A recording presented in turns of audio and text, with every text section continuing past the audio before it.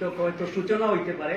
এই বৈঠকের জন্য আমি আশাবাদ ব্যক্ত করব আমাদের হযরত মাওলানা উবাইদুল্লাহ ফারুক সাহেবের বক্তব্যের মাধ্যমে, লিখনির মাধ্যমে ওগুলা আসলে বলা যায় না, যদিও ওনার কথা থেকে সব চলে আসছে। এরপরেও আমি মহানগর জমিয়তের পক্ষ থেকে এবং জমিয়তে উলামা ইসলামের পক্ষ থেকে আপনাদের কাছে উদাত্ত আহ্বান জানাচ্ছি, অনুরোধ জানাচ্ছি যে আমাদের হযরত মাওলানা উবাইদুল্লাহ ফারুক সাহেবের বক্তব্য থেকে এবং ওনার লিখনি থেকে যে আপনারা কোনো মনে আঘাতপ্রাপ্ত হয়ে থাকেন, আপনারা কোনো দুঃখ পেয়ে থাকেন, ক্ষমা সুন্দর দৃষ্টিতে মেহেরবানি করে আল্লাহ ওয়াস্তে আপনারা গুলা বাদ দিয়ে আমরা যেন আগামী 30 তারিখ কেমনে জয়টা ছিনিয়ে নিব, আজকে থেকে আপনারা মাঠে ময়দানে মেহরবানি করে কাজ করবেন।